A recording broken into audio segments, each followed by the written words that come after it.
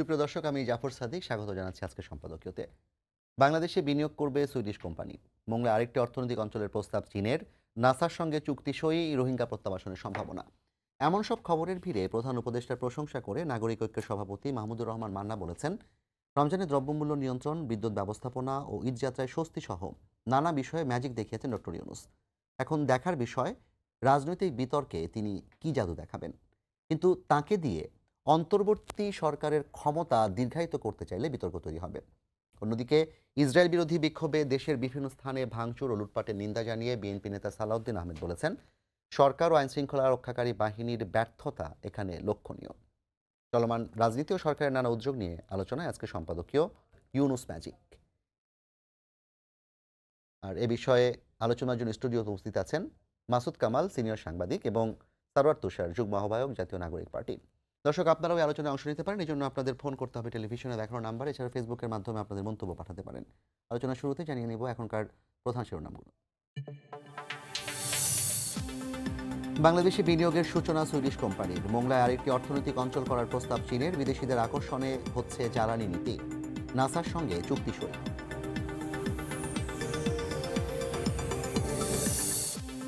Rohingya প্রত্যাবাসনে Arakan আর্মির সঙ্গে যোগাযোগ হচ্ছে বাংলাদেশের, জানালেন প্রধান উপদেষ্টার উচ্চ প্রতিনিধি।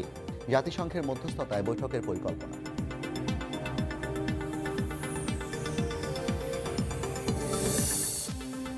গাজায় বর্বরতার প্রতিবাদ ছাত্র দলের। ইসরায়েলি আড়িপাতা যন্ত্র কিনেছিল আওয়ামী লীগ। মন্তব্য সালাউদ্দিনের। বাটা কেএফসিতে লুটপাটের ঘটনায় আটক 56।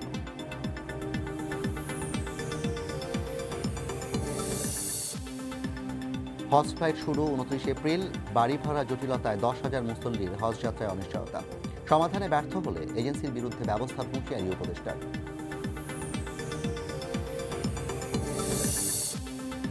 এবং চৈত্র সংক্রান্তি ও পহেলা বৈশাখের অনুষ্ঠান ঘিরে নিরাপত্তা ঝুঁকি নেই। রমনার বটমূলে থাকবে কঠোর নিরাপত্তা। মঙ্গল শোভাযাত্রার নাম পরিবর্তন হবে কিনা জানা যাবে রোববার।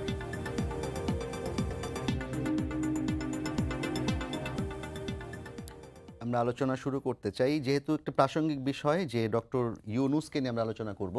এখানে খুব গুরুত্বপূর্ণভাবেই জাতীয় নাগরিক পার্টির নাম চলে আসে। কয়েকদিন আগে জাতীয় নাগরিক পার্টির একজন গুরুত্বপূর্ণ নেতা সার্জিস আলম তিনি লিখেছিলেন যে ডক্টর ইউনূসকে তিনি 5 বছর ক্ষমতায় দেখতে চান। এবং আজকে মাহমুদুর রহমান মান্নার যে কথাটি আমি বললাম যে ডক্টর ইউনূস ম্যাজিক দেখাচ্ছেন, কিন্তু রাজনৈতিক ক্ষেত্রে কি ম্যাজিক দেখাবেন সেটি এখনো প্রমাণিত নয়। কিন্তু তাকে কেন্দ্র করে অন্তর্বর্তী সরকারের মেয়াদ যদি দীর্ঘ করতে চায়, সেটা আসলে জনগণ গ্রহণ করবে না, কিংবা সেটা এক ধরনের বিতর্ক তৈরি করবে। আপনাদের দলীয় অবস্থান কি? ডক্টর ইউনূসকে আপনারা কতদিন ক্ষমতায় দেখতে চান? আপনাকে ধন্যবাদ। ডক্টর ইউনূসকে শুধু আমাদের ক্ষমতায় দেখার বিষয় না, আমরা শুরু থেকে বলেছি দলের জায়গা থেকে যে কতগুলো এজেন্ডা আছে এই অন্তর্বর্তী সরকারের, এই এজেন্ডাটাই তার টাইম ঠিক করবে। এটা 1.5 বছর, 2 বছর, 2.5 বছর যাই হোক, সেটা সবাই মিলেই সিদ্ধান্ত নিয়েই হবে। এবং এখানে খুবই গুরুত্বপূর্ণ হচ্ছে ডক্টর ইউনূস নিজে কী চান, সেটাও খুব গুরুত্বপূর্ণ। তিনি আমরা যতটুকু বুঝেছি এই ডিসেম্বর টু জুন এর মধ্যেই তিনি শেষ করতে চান। তারও ক্ষমতা প্রলম্বিত করার খুব বেশি ইন্টেনশন আছে এরকম আমাদের কাছে মনে হয় নাই। আমাদের দলের অবস্থান এরকমই যে আপনি সংস্কার যেগুলো বলা হয়েছে ইতিমধ্যেই কিন্তু একটা অস্পষ্ট হলেও একটা রোডম্যাপ টের পাওয়া যাচ্ছে যে একটা জুলাই চার্টার হবে। এই জুলাই চার্টারে সকল দল কমিট করবে, সিগনেচার করতে পারে, এবং তার মধ্যে দিয়ে একটা ইলেকশন, এবং ইলেকশনের পরে নির্বাচিত সরকারের হাতে ক্ষমতা যাবে। এবং এখানে নির্বাচনটা কী ধরনের নির্বাচন হবে সেটা হয়তো একটা সেটেল করার বিষয় আছে। এইটাই হচ্ছে, আমরা এই প্রক্রিয়াটাকেই ওন করি এবং এই প্রক্রিয়াটাকেই আমরা সবসময় ডিফেন্ড করেছি। এটা করতে গিয়ে আমাদের বিরুদ্ধে বরং কথা ছড়ানো হয়েছে যে আমরা নির্বাচন চাই না, ওয়ারেজ আমরা বলেছি যে আপনি সংস্কারটা এই টাইমের মধ্যে শেষ করে নির্বাচন দেন, এতে তো আমাদের কোনো আপত্তি নাই। আর নির্বাচনটা গণপরিষদ নির্বাচন কেন হওয়া দরকার সেটা আপনাদের এখানে সহ বিভিন্ন জায়গায় আমরা বলেছি। এখন আর এই প্রসঙ্গে আমি আবার না যাই। আর যার কথা বললেন তিনি এটা তার ব্যক্তিগত মতামত ফেসবুকে দিয়েছেন। ফেসবুকে আমরা তাৎক্ষণিকভাবে অনেক কিছুই আমাদের বলতে ইচ্ছা করে, আমরা সেটা বলেছি। কিন্তু আমরা মনে করি কিন্তু যখন দলের একজন শীর্ষ নেতা তাৎক্ষণিকভাবে কিছু বলেন, সেটা তো দলীয় অবস্থান হিসেবে প্রকাশ পায় না। দলীয় অবস্থান যেমন ধরুন মির্জা আব্বাস একবার বলে ফেললেন যে ওদের হাতের করা কোনো সংস্কার আমরা রাখবো না, সব আমরা সংসদে গিয়ে আমরা সংসদে গিয়ে সব কারেকশন করে দেবো। এটা কিন্তু বিএনপির দলীয় অবস্থান না। আপনি জিজ্ঞেস করে দেখেন বিএনপির যে কাউকে, বিএনপি বলবে না এটা অন্য ব্যক্তিগত। কিন্তু মির্জা আব্বাস তো দলের একজন শীর্ষস্থানীয় নেতৃত্ব, মানে একদম নীতি নির্ধারণী নেতাদের একজন। তো এরকম হয়, মানে এই ধরনের বড় দল বা যারা আসলে জনগণের ভোটে ক্ষমতায় যেতে চায় সেখানে অনেক ধরনের মানুষ থাকবে, কিন্তু দলীয় একটা আলোচনার মধ্যে দিয়ে যে পজিশনটা সেটা দলের প্রধান কিংবা দ্বিতীয় প্রধান তাদের মুখ থেকেই আসবে। আমাদের যেটা আমি বললাম ওইটাই আমাদের অবস্থান। এবং এখানে ডক্টর ইউনূসকে এই কাজগুলো সেরে চলে যেতে হবে। তার কারণ হচ্ছে আমরা চাই যে তিনি যে এখন যেমন সবার আছেন, সর্বজন বিদিত এবং সর্বজন গ্রহণযোগ্য, এভাবেই তিনি শেষ করেন। তিনি বরং পার্টিজান হয়ে গেলে তিনি তার প্রতি মানুষের যে একটা আপনি যে কাজগুলোর কথা বলছেন তার মধ্যে একটা গুরুত্বপূর্ণ হচ্ছে গণহত্যার বিচার এবং সংস্কার। রাইট।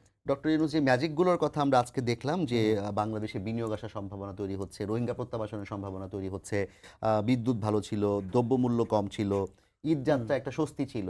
তো এগুলো কি প্রায়োরিটি টাস্ক কিনা? এগুলোতে তিনি সফলতা দেখাচ্ছেন, কিন্তু সংস্কার অথবা হচ্ছে গণহত্যার বিচারের ক্ষেত্রে কি ডক্টর ইউনূসের সেই ম্যাজিকটা দেখা এই যাচ্ছে কিনা? কাজগুলো খুবই গুরুত্বপূর্ণ যেগুলো উনি করছেন। এই কারণে গুরুত্বপূর্ণ যে এই যেমন গতকালকে আমরা আশিক সাহেবের মুখ থেকে শুনলাম যে স্যামসাং এর বিনিয়োগ এখান থেকে চলে গিয়েছিল কেন?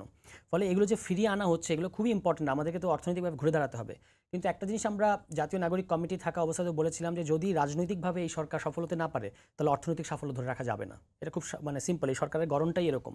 এটা অন্য ৮-১০টা সরকারের মতো না। আপনাকে পলিটিক্যালি উইন করতে হবে।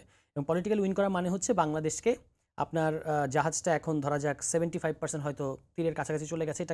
এটাতেই সাফল্য মানে তীর দেখা যাচ্ছে বলেই আমরা সফল হয়ে গেছি ব্যাপারটা এরকম না। আপনাকে তীরে নামতে হবে, নোঙরটা গাড়তে হবে। তো এই নোঙরটা গাড়াটা হলো খুবই ইম্পর্টেন্ট, যেটা এই সরকারকে সফলতার সাথে করতে হবে। এবং আমি বিশ্বাস করি যেটা মান্না ভাই এটাকে ম্যাজিক বলেছেন, আমি আস্থা রাখতে চাই ডক্টর ইউনূসের ব্যক্তিত্বের উপর। তিনি তার যে বৈশ্বিক এক্সপোজার এবং দেশের ভিতরে গ্রহণযোগ্যতা এবং নিজের প্রতি মানে তার যে নীতিগত যে অবস্থান, এগুলো মিলিয়ে তিনি নির্ধারিত সময়ের মধ্যেই যে কাজগুলোর কথা তিনি বলেছেন। একটা কথা তিনি কিন্তু বিমস্টেকে গিয়ে বললেন যে অনেক সময় সরকার পরিচালনা করতে গেলে পরিচালনার পদ্ধতি বদলাতে হয়। এই পরিচালনার পদ্ধতি বদলানোটাই কিন্তু আমাদের মূল মনোযোগ। তো সেটা করে তিনি নির্ধারিত সময়ে বিদায় নেবেন, এটা আমরা আপনার কাছে বিশ্বাস আবার করতে আসবো। চাই। মাসুদ কামাল ভাই, একটু আপনার কাছে আসতে চাই। কামাল ভাই, যেটা মান্না ভাই বলেছেন এবং আরো অনেকেই ফেসবুকে এমনকি ইভেন্টও খোলা হয়েছে ডক্টর ইউনূসকে 5 বছর ক্ষমতায় দেখতে চায়। মান্না ভাইয়ের যে একটা প্রশ্ন ছিল, রাজনৈতিক ক্ষেত্রে তিনি আসলে বিতর্কগুলোর ক্ষেত্রে ডক্টর ইউনূসের ম্যাজিকটা দেখানো যাবে কিনা, কিংবা যেগুলোকে তিনি ম্যাজিক বলছেন এগুলো কি আপনি আসলে কিভাবে মূল্যায়ন করবেন? আমি এগুলিকে ম্যাজিক বলি না। কিন্তু ম্যাজিকের কি আছে? Nothing magic. উনি যেটা কাজটা করেছেন সেটা হলো গিয়ে উনি আসার ফলে উনি বলে ব্যাপার না। এখানে ব্যাপারটা হলো যে হাসিনা সরকার চলে যাওয়ার পরে, দেশ থেকে বিতাড়িত হওয়ার পরে, আমি ওভাবেই বলি, ওনার যত সাঙ্গপাঙ্গ ছিল সব বিতাড়িত হয়েছে। কেউ পালিয়েছে, কেউ দেশ ছেড়ে চলে গেছে, কেউ ঘাপটি মেরে আছে, গর্তে লুকাই গেছে। এই লোকগুলো চাঁদাবাজি করতো, নানা ধরনের অপকর্ম করতো, যার নেতিবাচক ফল পড়তো আমাদের বাস্তব জীবনে। জি, ওই জিনিসটা অফ হয়ে গেছে। বিষয়টা কিন্তু সিম্পল, ওই জিনিসটা অফ হয়ে গেছে। এবং এটা অফ করার ক্ষেত্রে ডক্টর ইউনূস দারুণ কিছু দেখিয়েছে। আপনি একটা উদাহরণ দেখান তো, উনি কি দেখাইছে? ওটা অফ হয়ে গেছে। সোসাইটি, পুরো সমাজ ওদেরকে অফ করে দিয়েছে। এখানে আমি স্টুডেন্টদের ভূমিকাকে আমি ধন্যবাদ জানাই। কেন নেতৃস্থানীয় পর্যায়ে, যেমন ধরেন আমি যদি বিডার কথা বলি, বিডা একসময় দুর্নীতিপ্রবণ একটা কর্মকর্তা ছিল, একই সাথে অন্যান্য যে জায়গাগুলো সেগুলোর প্রতিষ্ঠানগুলো যে প্রধান। আপনার বিডা বলে আমি বলি আপনাকে, শেখ হাসিনার আমলে কোন প্রতিষ্ঠানটা দুর্নীতিপ্রবণ ছিল না বলেন আপনি? সব জায়গায় কোথায় হয় নাই দুর্নীতি বলেন? সব জায়গায় দুর্নীতি হয়েছে। এবং উনি চলে যাওয়ার পর যারা দুর্নীতি করেছে তারা কেউ আছে? তারা তো কেউ অ্যাক্টিভ নাই। না, আপনি শুধু পলিটিক্যাল মানুষকে বলছেন, কিন্তু যারা কিনা আমলা কর্মকর্তা কিংবা যারা কিনা চেইনের মধ্যে ছিল তাদের দুর্নীতি তো কমার কোনো সম্ভাবনা কিংবা লক্ষণ আমরা মানুষের কাছ থেকে শুনি না অন্তত। কোথায় মানে যেমন আপনি যদি ভূমি অফিসের কথা বলেন, ভূমি আপনি বিভিন্ন অফিসের সেবার জায়গা থেকে সেবা খাতগুলিকে দুর্নীতি এখন হচ্ছে, জি এখনো হচ্ছে। কিন্তু যেটুকু কমেছে ওটাই অনেক কমেছে। আপনার দুর্নীতির মাত্রাটার সম্বন্ধে কোনো ধারণা পৃথিবীর কেউ করতে পারবে না। 5 টাকার কাজ করছে 500 টাকায়, এটা পৃথিবীর কেউ ধারণা করতে পারবে না। এই যে 5 টাকার কাজ যে 500 টাকায় করা যায় এটা কেউ কল্পনাও করতে পারবে না। এটা এও কি সম্ভব? হয়েছে এই দেশে, হয়েছে এই দেশে। এখন 5 টাকার কাজ 10 টাকায় হচ্ছে। দুর্নীতি এখনো হচ্ছে, অত চাঁদাবাজি এখনো হচ্ছে। প্রত্যন্ত অঞ্চলে যায় দেখেন, চাঁদাবাজি এখনো হচ্ছে। ব্যবসায়ীদেরকে এখনো আদা দিতে হচ্ছে। কোন পলিটিক্যাল পার্টির নাম উঠতেছে এটা আমি আপাতত না বলি, হচ্ছে এখনো, চাঁদাবাজি এখনো হচ্ছে। কিন্তু আমি বলতে চাচ্ছি যে সার্বিক ক্ষেত্রে, যেমন ধরেন আমি উদাহরণ বলি আপনাকে, দ্রব্যমূল্য নিয়ে খুব কিন্তু আলোচনা হচ্ছে। আমি নিজেও খুব স্বস্তি বোধ করতেছি। কাঁচা বাজারের দাম মানে অনেক কমে গেছে। কেন কমছে? যে ট্রাকটা করে কাঁচা বাজারে উত্তরবঙ্গ থেকে ঢাকা শহরে আসতো, সেখানে কমপক্ষে 8 থেকে 10 জায়গায় তার চাঁদাবাজি হতো। যে চাঁদাটা ওখানে দিতে হতো, ওই চাঁদাটা কোথায় যোগ হতো? দামে এসে যুক্ত হতো, সাধারণ মানুষকে কিনতে হতো। চালের দাম কমছে, চালের দাম তো Simple কথা মাঝখানে বলেন। খানিকটা বাড়লো আরো। চাউলের দাম আমি একটা এক্সাম্পল দিই। আমাকে আজকে একজন লোক ৩টা রিসিপ্ট পাঠাইছে। আজকে আমার কাছে এইমাত্র পাঠাইছে, চাইলে আপনার দাম দেখাতে পারবো। মোহাম্মদপুর সরকারি কৃষি পণ্যের যে পাইকারি বাজার আছে ৫ মহল রোডে, সেখান থেকে এই মায়ের দোয়া রাইস এজেন্সি সেখানকার ৩টা রিসিপ্ট পাঠাইছে। ২৫ কেজি এর চাল কিনছে, মিনিকেট চাল যেটা বলে ওরা। ২৫ কেজির বস্তা জানুয়ারির ৩ তারিখে কিনছে ১৭৫০ টাকা দিয়ে। জানুয়ারির ৩ তারিখ এই বছরের। ফেব্রুয়ারির ১ তারিখে কিনছে ২০০০ টাকা দিয়ে। আর এপ্রিলের ৭ তারিখে মানে আজকে কিনছে ২১৪০ টাকা দিয়ে। তাহলে দেখেন ৩ মাসে ৪০০ টাকা বেড়েছে ২৫ কেজিতে। চাউলের দাম কমছে, তেলের দাম কমছে, ম্যাজিক কই? হ্যাঁ, কাঁচা বাজারের দাম কমছে, আমি অস্বীকার করবো না, কাঁচা বাজারের দাম কমছে। এখন আমি কাঁচা বাজারের দাম কমছে কেন কমছে, মৌসুম, এগুলি বলে আমি এই কমাটাকে কিন্তু আমি আন্ডারমাইন করতেছি না, আমি কমাটাকে গ্রহণ করছি, আমি যেন ধন্যবাদ দিচ্ছি। যার যা প্রাপ্য তাকে তা দিতে হবে। অবশ্যই একটা সুশাসন আর কুশাসনের একটা পার্থক্য আছে, সেই পার্থক্যের রেজাল্ট আপনি পাবেন। Nothing magic. এখন যদি আপনি বলেন যে উনি কিছুই করে নাই, এটাই তো একটা ম্যাজিক, হ্যাঁ এটাও magic. No government is good government, এরকম তো একটা ব্যাপার আছে। গভর্নমেন্ট মানে কি? বাংলাদেশে একসময় ছিল কি, গভর্নমেন্ট মানেই হইল কি আপনাকে নিয়ন্ত্রণ করবে। একটা সময় তো তাই ছিল, গভর্নমেন্ট মানেই নিয়ন্ত্রণ করা। No government is good government, আপনি যদি ওভাবে ধরেন ওইটা আছে। বিষয়টা হলো এখানে, আগে জানতো ছিনতাই করে পার পাওয়া যাবে, এখন একটা ভয় কাজ করে। আমি চিন্তাটা করলে আমার কিন্তু খবর আছে, এবং এই ভয়টা কিন্তু কেবলমাত্র আইন শৃঙ্খলা বাহিনীর কাছ থেকে তা কিন্তু না, সাধারণ মানুষ এখন প্রতিবাদ করতে শিখছে। কিন্তু চিন্তাই তো বাড়ছে। চিনতে পারছে, যেগুলো ধরতে না পারছে বাড়ছে। আবার অন্য অন্য দিক দিয়ে, যেমন ধরেন আপনি উদাহরণ দিয়ে বলি আপনাকে, আমি আমি নিজে এগুলো সার্ভে করছি রে ভাই। আগে ফুটপাথ দিয়ে, আমি কিন্তু ফুটপাথ দিয়ে হাঁটাহাঁটি করি এখনো। ফুটপাথে যত দোকান আছে, এমনকি বাদাম যে বিক্রি করে তাকেও চাঁদা দিতে হতো আগে, এখন দিতে হয় না, হয় না দিতে। আপনার অফিসের মধ্যে এখানে আমি যোগাযোগ করছি, ভাই এখন দিতে হয় নাকি? ওইখানে আগে যা দিত তা তো আসে না, আসে না।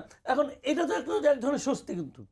এটা যদি আপনি স্বস্তি বলেন, এর পিছনে তো একটা অস্বস্তিও আছে। আগে চাঁদা দিত বলে ধরেন একটা সিস্টেমেটিক ওয়ে ছিল যে এতটুকুর মধ্যে বসবে, এর বাইরে যাবে না। এখন তো রাজধানীর কোনো ফুটপাত নাই যেখানে হকার বসে না। মেট্রো স্টেশনের নিচে কখনোই ওই সময়টা হকার বসে নাই, ভাই এখন হকারে ভরে। পৃথিবীর সমস্ত মুদ্রায় তো একটা উল্টা পিঠ আছে, ভালো মতো দুইটা আছে। ছোটবেলায় রচনা পড়তাম যে বন্যা যেটা হয় ওটাও নাকি একটা সুফল আছে, পলিমাটি আছে। বলে আসে। পরিবারটা আসে না তো, সুফল কেবল সবই আছে। আমি ওইটা ওইভাবে দেখছি না, বাট জিনিসটা হলো কি, কিছু ভালো কিছু সবচেয়ে বড় কথা হলো ব্যাংক লুট হয়ে যেত, হচ্ছে না তো, ওটা তো থামছে রে ভাই। আবার একটা কুফলও আছে, ওই চোরগুলি সব পলাইছে, পলানোর ফলে ওরা যে লোন নিছে তারা তো লোনটা শোধ করতে পারছে না, এটা একটা কুফল। যে যে কারণে তো একসময় দেখবেন খেলাপি বাইরে যাবে, ওটা তো কারণ ওই পাবেন যে না আপনি। খেলাফি বাড়ানোর জন্য যেই নিয়মগুলো করেছিল কমানোর জন্য, সেগুলো যখনই ওগুলো তো করে কিছু আসবে, কিছু হ্যাঁ। হবে, কিন্তু এখন এটা তো ভাই করতেই হবে। আপনি যখন নাকি বাচ্চা প্রসব হয় তখন তো মাকে পেইন অনুভব করতে হয়, আমরা হয়তো সেই পেইনের মধ্যে যে যাচ্ছি। আমি জানি না বাচ্চা বিকলাঙ্গ হবে কিনা, এটা এখন বলতে পারবো না, কিন্তু পেইনটা আমি ফিল করছি কিছু কিছু ক্ষেত্রে। আপনি কি এটা হবেই। আশাবাদী যে ডক্টর ইউনূস তার যে রাজনৈতিক সংস্কার নিয়ে কিংবা নির্বাচন নিয়ে যে বিতর্ক, এটা আসলে তিনি সাফল্যের সাথে উতরে যেতে পারবেন? আমার মনে হয় না, এটা আমি মানে এতটা আশাবাদী আমি নই, কারণ উনি কোনো রাজনৈতিক ব্যক্তিত্ব না। উনি এখন পর্যন্ত এমন কোনো একটা স্টেপ নিতে পারেন নাই যে স্টেপটা নাকি পলিটিক্যালি মানে অসাধারণ কিছু, এটা আমার কাছে মনে হয়।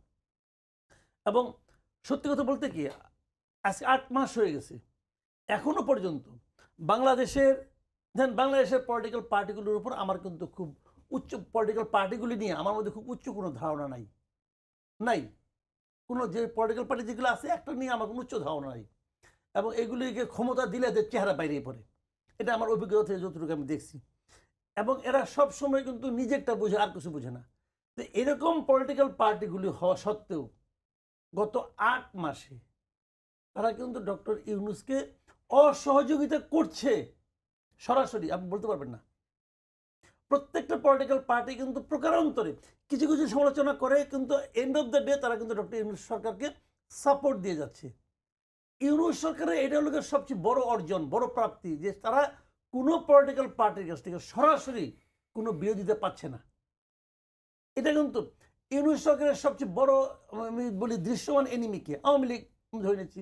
আওয়ামী লীগের ক্ষেত্রে মোরলেস সবগুলি পলিটিক্যাল পার্টির কিন্তু অবস্থান এক, মোটামুটি এক। কিন্তু মানে আওয়ামী লীগকে কালকে মিছিল করতে দিতে হবে এই দাবি কেউ করে না, এই দাবি কিন্তু কেউ করে না। কাজে এই সমস্ত ক্ষেত্রে কিন্তু ডক্টর ইউনূস পলিটিক্যাল পার্টিগুলির কাছ থেকে এক ধরনের ঐক্যমত্য সাপোর্ট পেয়েছেন। পাচ্ছে। জি, এই সাপোর্টটাকে উনি কাজে লাগাতে পারা উচিত ছিল, কিন্তু ওখানে কিছু কিছু ক্ষেত্রে ওনার আমি মনে করি কিছু ল্যাকিংস আছে, যেটা উনি পরবর্তীতে হয়তো আগামীতে আমার মনে হয় কিছুটা ভোগান্তির মুখে পড়তে হতে পারে। যেমন ধন্যবাদ কামাল ভাই। তুষার, আপনার কাছে আসতে চাই, আপনি কি তুষার কামাল ভাইয়ের এই কথার সাথে একমত যে ডক্টর ইউনূস পলিটিক্যাল যেই বিতর্ক সেটিকে আসলে সাফল্যের সাথে উঠতে যেতে পারবেন কি না, কিংবা পারবেন আদৌ? না, আমি বিশ্বাস করতে তিনি চাই আরেকটি যে কথা বলেছেন, তার বাংলাদেশের কোনো রাজনৈতিক দলের উপর বিশ্বাস নাই এবং সেখানে অবশ্যই এনসিপিও আছে। না, রাজনৈতিক দলগুলোকে অবিশ্বাস করার যথেষ্ট কারণ আছে। এটা তো আমাদের পুরো জনগোষ্ঠীর একটা ঐতিহাসিক অভিজ্ঞতার জায়গা থেকে এটা আসছে। এই জন্যই তো আমরা রাজনৈতিক দল হয়েছি, কিন্তু আমরা তো রাজনৈতিক দলের সমালোচনা করেই রাজনৈতিক দল হচ্ছে, এবং আমরা কিন্তু বলছি যে জনগণ রাজনৈতিক দলগুলোর ডাকে, আন্দোলনের ডাকে সাড়া দেয় না কেন, এটা তো বুঝতে হবে। 7 জানুয়ারিতে আসলো না কেন? 7 জানুয়ারির আগে আন্দোলনে জনগণ কিন্তু আসে নাই। এখন আপনি এর থেকে কি সিদ্ধান্ত নিতে পারবেন যে জনগণ ভোট দিতে চায় না? আপনি এবার ভোট হোক, হিউজ এত বড় টার্ন আউট আর কখনো হবে না। কিন্তু শুধু মানে নির্বাচনের দাবিতে আন্দোলন করলে আসবে না জনগণ। মানে জনগণ ছাত্রদের সাথে আসে, ছাত্রদের ডাকে, বা নিজেরা আলাদা করে কোনো আন্দোলন করলে করে, কিন্তু রাজনৈতিক দলের ডাকে আসে না। এটা হচ্ছে অভিজ্ঞতা, কারণ রাজনৈতিক দলগুলো বারবারই প্রতারণা করেছে। ফলে ওই সমালোচনা যেটা উনি করছেন এটা ঠিকই, এটা আমাদেরও এখনো পর্যন্ত সমালোচনা যে রাজনৈতিক দলগুলোকে বিশ্বাস করার মতো কোনো কাজ এখনো পর্যন্ত করতে পারে নাই। আর ডক্টর ইউনূস সাহেব, আমি বিশ্বাস করতে চাই যে উনি সফল হবেন, মানে সফল হতে হবে। এটা তো আমাদের অপশন নাই, মানে আমাদের এত লাক্সারি নাই যে সফল কিংবা ব্যর্থতা, যে কোনো ব্যর্থতা হলে আমরা আবার শিখবো, আবার তার সাফল্যের ক্ষেত্রে বাধা কি হতে পারে? সাফল্যের ক্ষেত্রে বাধা হচ্ছে আমরা যদি যার দলীয় স্বার্থটাকে প্রধান করে তুলি এবং জাতীয় স্বার্থটাকে গুরুত্ব না দিই, তো এটা একটা বড় বাধা হবে যে আমরা মিনিমাম ঐক্যমত্যের ক্ষেত্রে ঠিক করতে পারলাম না যে এই জিনিসগুলো। দেখুন, এখন তর্কটা কিন্তু হচ্ছে খুব ফান্ডামেন্টাল কতগুলো জিনিস নিয়ে। বিএনপির তরফ থেকে বিএনপি বলছে যে আমরা বিচার বিভাগের সকল সংস্কারের সাথে একমত, দুদকের সকল সংস্কারের সাথে একমত। কোন কোন বিষয়ে তারা একমত সেটা তারা প্রকাশ করছে, কারণ তাদের বিরুদ্ধে নিউজ হয়েছে যে তারা সংবিধানের একটা সংস্কারের সাথে আসলে একমত হয় নাই, তখন তারা এটা প্রকাশ করা শুরু করেছে। এই সংবিধান প্রশ্নটাই দাঁড়াবে আমি মনে করি সবচেয়ে ফান্ডামেন্টাল প্রশ্ন, যেখানে রাজনৈতিক দলগুলোকে এক জায়গায় আসতে হবে, এবং এখানে আবার অনেকগুলো হিসাব আছে। এই ক্ষেত্রে যদি রাজনৈতিক দলগুলো এক জায়গায় না আসে, তার ফলাফল কি হবে? আসলে ফলাফল কি হবে সেটা বলা মুশকিল, তবে আমি মনে করি যে শুধু রাজনৈতিক দলগুলোর উপর সরকার নির্ভর না করলে সরকারের জন্য ভালো হবে। কেননা এই গণঅভ্যুত্থানের পরে কিন্তু জনগণ একটা স্টেক আকারে, আমরা কিন্তু দেখেন সেদিনও আমি দেখলাম যে হোসেন জিল্লুর রহমান উনি কিন্তু একটা বড় সাক্ষাৎকার দিয়ে খুব রাইটলি একটা প্রশ্ন তুলেছেন, এই পুরো সংস্কার প্রক্রিয়ায় জনগণ কোথায়? আপনি যদি মনে করেন যে রাজনৈতিক দলগুলোর সাথে কথা বললে, তাদেরকে ঐক্যমত আনতে পারলে তার মধ্য দিয়ে জনগণের মতামতটা পাওয়া যায়, এটা খুবই একটা ভুল ধারণা। রাজনৈতিক দলের বাইরেও একটা বিশাল সংখ্যক জনগণ আছে, মানে জনগণ আইডিয়া আকারে একটা আলাদা জিনিস, এটা আমাদের দল এবং জনগণ আলাদা ব্যাপার। কিন্তু আমরা দেখতে পাচ্ছি যে সংস্কারটি স্টেক হোল্ডার অবশ্যই ম্যাচ পিপল, জনগণ যারা বিরাট বড় স্টেক হোল্ডার, সবচেয়ে বড়। এখন যদি রাজনৈতিক দলগুলোকে এক কাতারে না আনা যায়, কারণ প্রত্যেকের দলীয় স্বার্থ আছে। একটা দল মনে করতেই পারে, আল্লাহ যদি 2বারের বেশি প্রধানমন্ত্রী না হয় তাহলে আমার কি হবে পরে। এটা অনেক দল মনে করে 70 অনুচ্ছেদ আমি যদি সংসদ সদস্যদের কন্ট্রোল না রাখতে পারি, তাহলে আমার সংসদ তো থাকবে না আমার হাতে, মানে নেতাদের হাতে থাকবে না। এটা মনে করতে পারে। তার কারণ হচ্ছে তারা দলের মধ্যেও তো আবার দল মানে হচ্ছে দলের ওই পলিট ব্যুরো। তাহলে আপনার তখন সবচেয়ে সহজ বুদ্ধিটা হবে জনগণের কাছে যাওয়া, এবং জনগণের কাছে যাওয়ার উপায় আছে, আপনি গণভোট করবেন। গণভোট করে বলবেন যে ধরুন এখন বিএনপি বলছে যে এই সংবিধান, জনগণ এই সংবিধান পরিবর্তন করতে চায় না, তা আপনি তাহলে জিজ্ঞেস করেন জনগণকে, আপনি কি এই সংবিধান পরিবর্তন করতে চান নাকি চান না? সোজা প্রশ্ন। এরকম অনেকগুলো প্রশ্নে চাইলে গণভোট করা যায়। বাংলাদেশে গণভোট তো ইভেন জিয়াউর রহমানের আমলে গণভোট হয়েছে, তো বিএনপির তো গণভোটকে স্বাগত জানানো হচ্ছে, এবং গণভোট কিন্তু গণতন্ত্র পরীক্ষা করার একটা খুব ভালো অপশন। আমি বলছি না এটা আপনাকে এখনই যেতে হবে। যদি শেষ পর্যন্ত একেবারেই বিপরীত মেরুতে থাকে রাজনৈতিক দলগুলো, আমি অবশ্য মনে করি যে কাজগুলো স্লোলি হলেও আগাচ্ছে তো রাজনৈতিক দলগুলো। আর একটা জিনিস মনে রাখতে হবে যে আজকে না গতকালকে এবি পার্টির সাথে বসেছিল জাতীয় ঐক্যমত্য কমিশন, এই মাসের মধ্যে তারা বলেছে যে প্রথম দফায় বৈঠক শেষ করবে সকল রাজনৈতিক দলের সাথে। এই বৈঠকগুলোতেই কিন্তু সকল কিছু ফয়সলা হবে না, অনেকগুলো জিনিস আসলে ইনফর্মালি হবে। ইনফর্মাল বসাবসির মধ্যে দিয়ে অনেকগুলো জিনিসে ঐক্যমত আসবে। যেমন গতকালকে এবি পার্টি কিন্তু গিয়ে বলে আসলো তাদের অনেকগুলো রিজার্ভেশন তারা সরিয়ে নিয়েছে। এখন বিএনপিও শেষ পর্যন্ত আপনি দেখবেন, এই যে যখন সমালোচনা শুরু হলো যে বিএনপি কোনো সংস্কারে রাজি হচ্ছে না, তখন কিন্তু তারা মানে দেখানো শুরু করলো যে আমরা এই সংস্কারে একমত। তারাও কিন্তু একটা জায়গায় আসবে। ফলে আমি মনে করি যে এত খারাপ অবস্থায় আমরা নাই। আমাদের এখানে পলিটিক্যাল কালচারের মধ্যে প্রতিযোগিতা এবং অন্যের মতামতকে গুরুত্ব না দেওয়ার একটা কালচার অবশ্যই আছে, কিন্তু এই 5 তারিখের পরে জনগণের যে একটা বিপুল চাপ আছে এবং সোশ্যাল মিডিয়ায় সমালোচনার যে সংস্কৃতি তৈরি হয়েছে, ইভেন আমি বলবো টক শো যে ভূমিকাগুলো পালন করছে অপিনিয়ন মেক করার ক্ষেত্রে, এগুলো আপনার রাজনৈতিক দলগুলোকে বাধ্য করছে অনেক ক্ষেত্রে। তারা শেষ পর্যন্ত ঠিকই জনগণের স্বার্থটাকে অনেকগুলো জিনিস মেনে নিতে বাধ্য হবে, আমার এরকম মনে হয়। জি, তুষার প্রেম। কামাল ভাই, আপনার কাছে কি মনে হয় সংস্কার প্রশ্নে গণভোট একটা উত্তম বিকল্প হতে পারে কিংবা সেটা গ্রহণযোগ্য হবে? শুনেন, গণভোটের আমরা তো আসলে তাত্ত্বিকভাবে গণভোট বলতে কি বোঝায় এটা আসলে বরাবর কঠিন। বাট বাস্তবতা হলো আমাদের দেশে কোনো গণভোটে হা ভোট হারে নাই কখনো। হা ভোট জিতবে সবসময়। কারণ হয় কি, গণভোটটা তো দেয় সরকার নিয়ন্ত্রিত একটা পদ্ধতি, কিন্তু এখানে সরকার একটা পার্টি হয়ে যায় তখন। তখন মানে আমি দেখেছি সাধারণত গণভোটে হা ভোট জিতে। তো ভালোভাবে করতে পারলে ভালো, ভালো একটা নির্বাচন কমিশন যদি করতে পারে, নির্বাচন কমিশন শক্ত হয় ভালো। আমাদের যে নির্বাচন কমিশন আছে এটাকে আমাকে আপ টু দ্য মার্ক মনে হয় না। এটা হলো একদম প্রথম কথা। আমি একটা জিনিস বুঝি না, আপনি আমাকে একটা কথা বলেন, আমি একটু মাঝখানে একটু অন্যদিকে যাচ্ছি আর কি, যে একজন লোককে সরকারি কর্মকর্তাকে কখন অবসরে পাঠানো হয়? কখন? যখন তার কর্মক্ষমতা শেষ হয়ে যখন আসে। নাকি রাষ্ট্র মনে করে যে তার পক্ষে আর স্বাভাবিক প্রক্রিয়ায় কোনো কিছু দেওয়া সম্ভব না। অতএব বাবা তুমি বাড়ি যাও, ঘুমটুম দাও, বিশ্রাম করো, থাকো, তোমাকে কিছু টাকা আমরা দিব। আল্লাহ কিন্তু তাই করে, একটা সার্টেন টাইমে পরে পরে যে তুমি এখন অন্য বোঝা হয়ে গেছো, অতএব তুমি আমার কাছে চলে আসো, আল্লাহ তারা উঠাই নিয়ে যায়, এই তো করে। তাহলে যে লোকটা নাকি স্বাভাবিক কর্মকাণ্ড করতে পারছে না, সচিব হিসেবে অযোগ্য বয়সের কারণে, তাকে নিয়ে আপনি এমন একটা দায়িত্ব দিচ্ছেন যে দায়িত্বটা নাকি সবচেয়ে গুরুত্বপূর্ণ। কিন্তু বাংলাদেশের হয় না রে অনেকগুলো ভাই। প্রতিষ্ঠানের ক্ষেত্রে তো সরকারি বিধি হচ্ছে অবসরপ্রাপ্ত সরকারি কর্মকর্তা, সচিব, এরকম আমলা ভাই লাগবে। বিধি তো কোরআনে পারি না, বিধি চেঞ্জ করেন। আমরা তো ওই সংস্কারটাই চাচ্ছি, গুরুত্বপূর্ণ। যেটা আমরা দেখে দেখে অভ্যস্ত হয়ে গেছে, ওটা চেঞ্জ করেন রে ভাই। এবং নির্বাচন কমিশনের যে দেখেন, নিয়োগ, সেটাও আমি একটা কিন্তু জিনিস বলি। সংস্কার প্রস্তাব আসার আগেই তাদের নিয়োগ দেওয়া হয়েছে। নিয়োগ দেওয়া হয়েছে, পুরনো আইনে কেন দেওয়া হয়েছে? কোরআনে দেওয়া হয়েছে। তাহলে আপনি ওই সংস্কারটা কমিশনটা করলেন কেন? ফাজলামি করার জন্য। আপনি একটা সংস্কার কমিশন করছেন যে নির্বাচন ব্যবস্থার কি হবে, সেই সংস্কার কমিশনের রিপোর্ট পাওয়ার আগেই এদেরকে তড়িঘড়ি করে নিয়োগ দিতে হবে কেন? এবং আমি প্রত্যেকটা লোক একসময় হয়তো খুবই শার্প অফিসার ছিলেন, খুবই শার্প, কোনো সন্দেহ, আমি ধরে নিচ্ছি হাইপোথেটিক্যালি। বাংলাদেশে শার্প থাকলে তো গত 10-12 বছরই ছিল, কি ছিল ওটা তো দেখছি আমরা, ওটা দেখছি, বাদ দেন, ওই আলাপ বাদ দেন। তারপরে ধরে নিলাম হাইপোথেটিক্যালি তারা খুবই শার্প, একদম নির্দলীয়, মানলাম। তো এখন তাকে এখন এই অবসরপ্রাপ্ত হওয়ার পরে তাকে আনতে হবে কেন? তো এই ইলেকশন কমিশন ভাই আমাদের ইলেকশন কন্ডাক্ট করার উপযুক্ত না আমি মনে করি। এখানে মানে আপনার বর্তমানে কাজ করছেন এমন লোকদেরকে আনতে হবে, ইয়াং লোকদের আনতে হবে, যাদের নাকি সেই কমান্ড আছে, সেরকম লোককে আনতে হবে। না হলে ইলেকশন করতে পারবেন না ভাই। যে ইলেকশন চায় দেশের মানুষ, মানুষ তো ইলেকশনের জন্য, ওই যে আমরা বলি না ইলেকশনের জন্য কি করছেন, অনেকে বলবে, আমি অনেক লোককে জানি তারা কিছুই বুঝে না, বলে ভাই ভোট দিতে চাই, ভোট দিলে কি হবে না হবে তার এটা নিয়ে কোনো মাথা ব্যথা নাই। এত বছর বয়স হয়ে গেছে, ভোট দিতে পারলাম না, ভোট দেওয়ার পরে কি হবে, তারপরে কি হবে, ওটা নিয়ে মাথায় হয় না। ওই ভাই আমরা জানি কি হয়, সবই একই হয়, কিন্তু ভোটটা তো দিলাম, কোনো মানসিক লজিক নাই। তৃপ্তি, হ্যাঁ। এই ইমোশনটাকে আপনি ইগনোর করবেন, কেমনি করবেন ভাই? সে তো চায়, কাজে সেই জিনিসটা মাথায় রাখতে হবে। আর যে জিনিসটা আমি যে কথাটা আপনি বললেন যে সংস্কার, দেখেন ডক্টর ইউনূস পারবে কি না পারবে এই কথাটা ইমেটেরিয়াল, উনি পারার জন্য এখনো কিছুই করে নাই। ডক্টর ইউনূসকে আমার কাছে উনি এখন যেভাবে আছেন, ক্রাইসিস আগামী সময় এরকমই থাকবেন, কিন্তু তারপরেও একটা ক্রাইসিস আসবে। সেই ক্রাইসিসটা ইউনূসের কারণে আসবে না, ওইটা আসবে পলিটিক্যাল পার্টিগুলির কারণে আসবে। পলিটিক্যাল পার্টিগুলো যখন স্বার্থ নিয়ে প্রশ্ন উঠবে, যেমন আমি একটা এক্সাম্পল দিয়ে বলি, সরকার যখন সংস্কার প্রক্রিয়া চালাচ্ছে, ঠিক একই সময়ে বিএনপি সারা দেশে মাঠ পর্যায়ে তাদের 31 দফার পক্ষে করছে, মিটিং মিছিল করতেছে এবং পাঠচক্র করতেছে, মানুষকে বোঝাচ্ছে।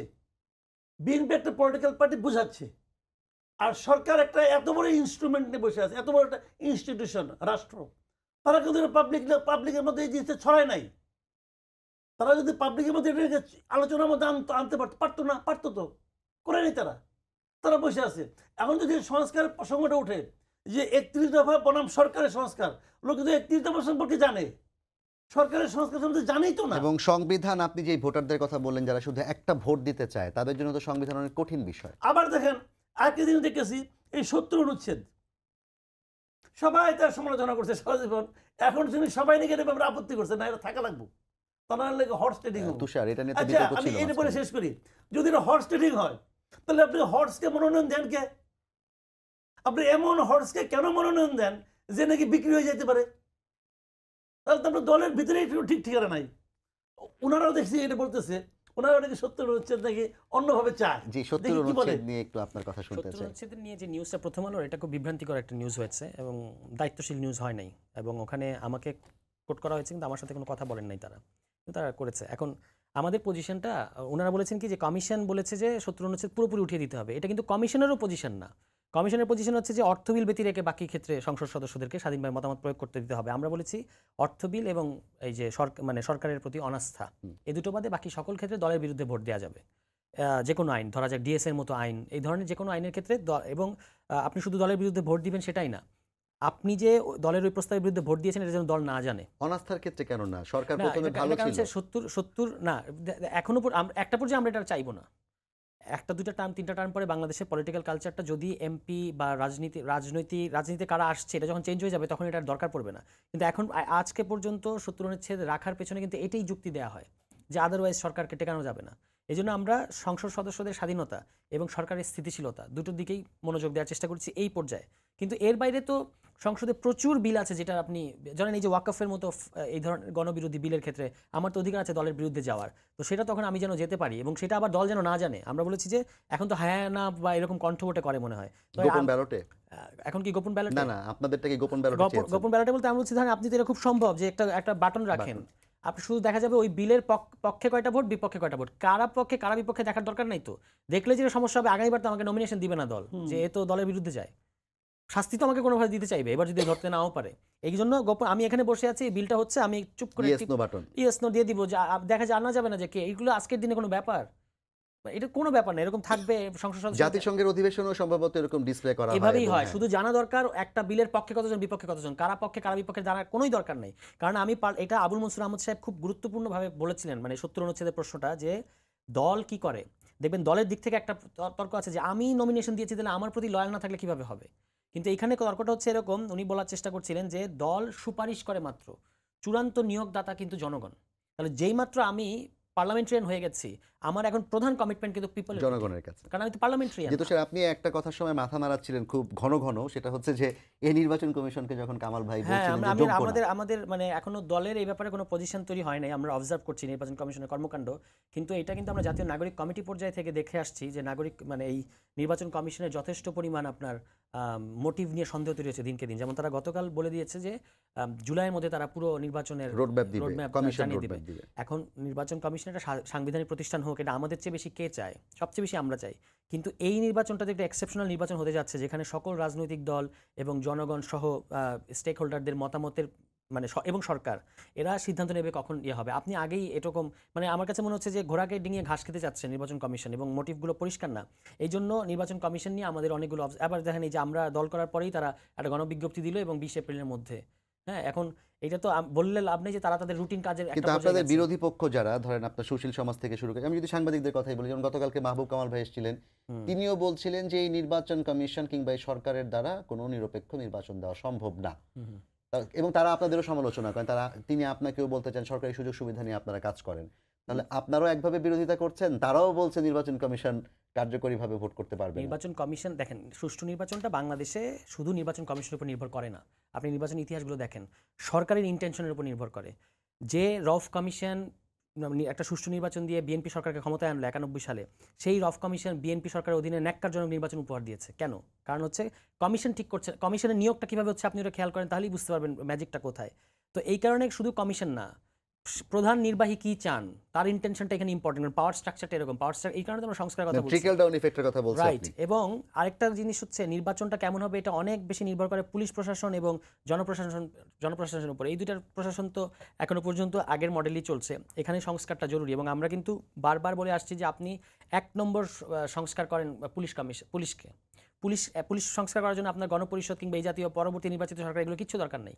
পুলিশের তরফ থেকে এখন কথা উঠছে যে আমরা তো 2007 সালেই ওই যে 111 সরকারের সময় একটা অধ্যাদেশ করে পুলিশের কিছু সংস্কার হওয়ার কথা ছিল, হয় নাই। তো তাহলে কোথাও একটা আটকে যাচ্ছে। এই ইয়েগুলো আমাদেরকে ভূতগুলো খুঁজে বের করতে হবে যে কারা এগুলো আটকে দিচ্ছে। পুলিশের সংস্কারটা ১ নম্বর দরকার, এবং পুলিশ যদি ইন্ডিপেন্ডেন্টলি কাজ করে, পুলিশ এবং আপনি ইলেকশনের সময় যত যাই বলেন, ইলেকশন কমিশন কিন্তু আপনার ভোট চুরি ঠেকাবে না। ভোট চুরি নির্ভর মানে ঠিকমতো হবে কি হবে না এটা নির্ভর করে আসলে DC, SP, UNO, OC, SI এদের উপরে। এরা কি ভূমিকা পালন করছে ইলেকশনের আগে, এটা হচ্ছে খুব ইম্পর্টেন্ট। ফলে এদের গ্রুমিং বলেন, এদেরকে ব্রিফিং বলেন, কিংবা এদেরকে নিরপেক্ষ জায়গায় নিয়ে আসা বলেন, এটা খুব ইম্পর্টেন্ট। এই জন্য এই দুটা নিয়ে কমিশনের মানে এই দুটা প্রশাসনের সংস্কারটা সবার আগে দরকার। তুষার, পুলিশের কথা যেহেতু আপনি বললেন, কামাল ভাই আপনার কাছে একটু জানতে চাই, আজকে কিন্তু সালাউদ্দিন আহমেদ একটা কথা বলেছেন যে গতকাল যে আনরেস্টটা হলো ইসরায়েলের প্রতিবাদ বিরুদ্ধে, এবং তারপর আমরা দেখলাম যে বিভিন্ন জায়গায় বিভিন্ন জেলায় ভাঙচুর লুটপাট হলো, এবং তার প্রেক্ষিতে ২টি মামলা এবং এখন পর্যন্ত ৫৬ জনকে গ্রেফতার করা হয়েছে, এবং রাতেই কিন্তু পুলিশের মহাপরিদর্শক বলেছিলেন যে সবাইকে গ্রেফতার করা হবে ভিডিও ফুটেজ দেখে। সালাউদ্দিন সাহেব যেটি বলেছেন যে এখানে সরকার এবং আইন শৃঙ্খলা রক্ষাকারীদের ব্যর্থতা লক্ষণীয়। তো এভাবে করে গত অনেকগুলো ঘটনাতেই বিএনপি থেকে শুরু করে নাগরিক কমিটি, সাংবাদিক সমাজ, তারা কিন্তু পুলিশকে বিভিন্ন জায়গায় ব্যর্থতার দায়টা দিচ্ছে। তো পুলিশকে আসলে সফল হওয়ার কোনো সুযোগ আছে না, এরকম ব্যর্থ হয়েই চলবে? তাহলে দেখেন, নির্বাচন, এখানে নির্বাচন পুলিশকে কিভাবে একটা হবে? বিচ্ছিন্নভাবে দেখলে হবে না। কিন্তু আমাদের পুলিশের বর্তমান যে স্ট্রাকচার, তাদেরকে আলাদা করে বিচ্ছিন্নভাবে দেখেন না। এটা হলো কি, সরকার কি চায় তারই রিফ্লেকশন পুলিশের মাধ্যমে ফুটে ওঠে। আমি আপনাকে এক্সাম্পল দিয়ে বলি। ৫ তারিখে হাসিনা পলাইলো না, ৮ তারিখে ইউনূস সাহেব এসে দায়িত্ব নিল। আচ্ছা, ইউনূস সাহেবের দায়িত্ব নেওয়ার দরকারটা কি ছিল? আপনি আমাকে এই কথাটা বলেন। ইউনূস সাহেবের দায়িত্ব নেওয়ার দরকারটা কি ছিল? ৫ তারিখ থেকে ৮ তারিখ মাঝখানে ৩ দিন দেশ চলে নাই? চলছে তো, তো ওভাবে চললেই পারতো। দরকারটা কি? দরকারটা হলো এইটা ৫ তারিখ থেকে ৮ তারিখের মধ্যে কিন্তু কিছু কিছু মবও হয়েছে, মারামারি হয়েছে না? তাহলে তারপরে তাহলে ৮ তারিখের একটা গভর্নমেন্ট দরকার পড়লো কেন? দরকার পড়লো এই কারণে যে মবটা কোনো কন্টিনিউ করা যাবে না। এটা যারা legitimate শেখ কিছু না হাসিনাকে এটা। তাড়াইছে তারাও ফিল করছে যে মবটা চলতে দেওয়া যাবে না, একটা সিস্টেমে আনতে হবে। সেই সিস্টেমটাকে আমরা একটা সরকার চাই যা নাকি সিস্টেমটাকে ক্রিয়েট করবে সব জায়গায়, পরবর্তী সময়ের জন্য করবে, বর্তমান সময়ের জন্য করবে। এই তো সিস্টেম। যেই মুহূর্তে ইউনূস সরকার আসলো সেই মুহূর্তে তার মত থাকতে পারে না, আর মত থাকতে পারে না। কিন্তু যে ক্রোধ, আপনার বিরুদ্ধে আমার ক্রোধ আছে, আপনি আমাকে উস্কালেন, শেখ হাসিনা ওখান থেকে একটা ভাষণ দিল, তার কারণে আমি অত্যন্ত উত্তেজিত হয়ে গেলাম।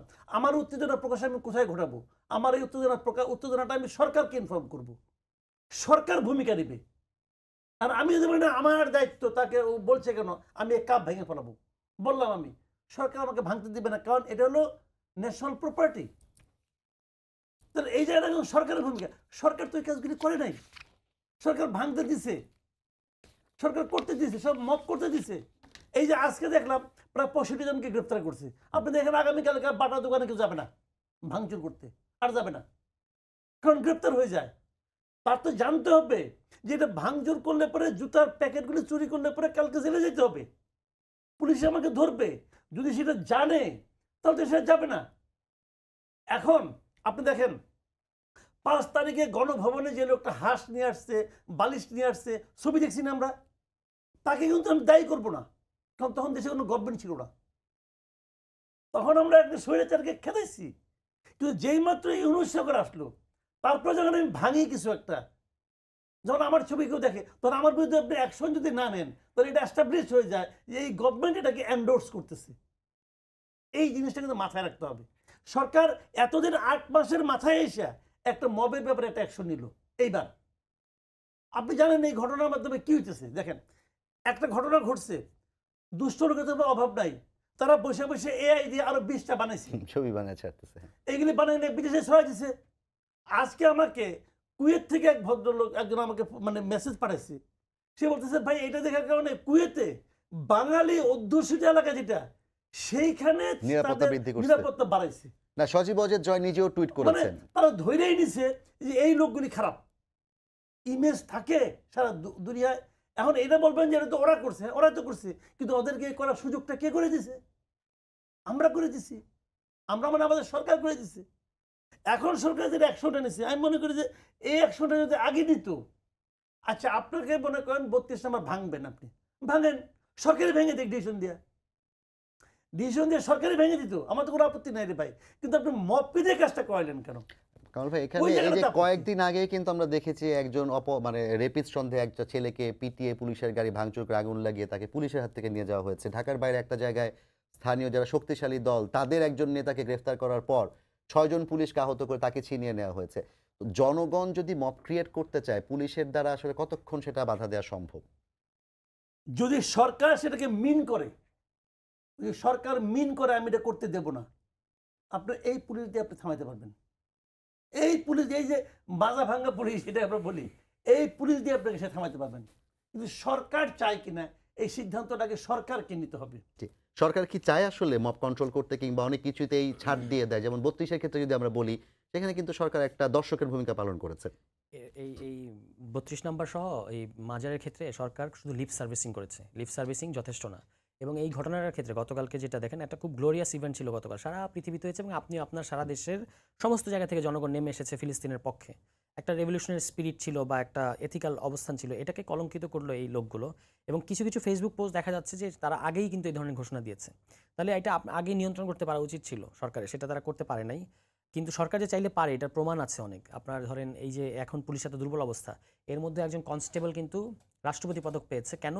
আঘাত না করে ছত্রভঙ্গ করায় তিনি লাঠি দিয়ে রাস্তায় তিনি বাড়ি দিচ্ছিলেন, হ্যাঁ, পাইপে বাড়ি তার দিচ্ছিলেন। মানে হচ্ছে পুলিশ পারে, পুলিশ যদি চায় পুলিশ পারে। আর পুলিশ কেন নীরব থাকে কোনো কোনো ঘটনা ঘটতে দেয়, এটা আমরা জানি না। পুলিশ কিংবা সেনাবাহিনী, ম্যাজিস্ট্রেসি আছে, এই সকল ক্ষেত্রে কিছু, এই যে যেমন এই এখন যে 65 জনকে আপনি ধরলেন, তাহলে মব যারা করলো তাদেরকে মানে যারা মাজারের ক্ষেত্রে এটা করলো, এটা কিন্তু সিরিয়াস, আমাদের নাম খারাপ হয়েছে সারা বিশ্বে। তাহলে এদেরকে তো ধরতে পারা উচিত ছিল, বা এখনও সুযোগ আছে, এদেরকে কেন ধরছেন আমি জানি না।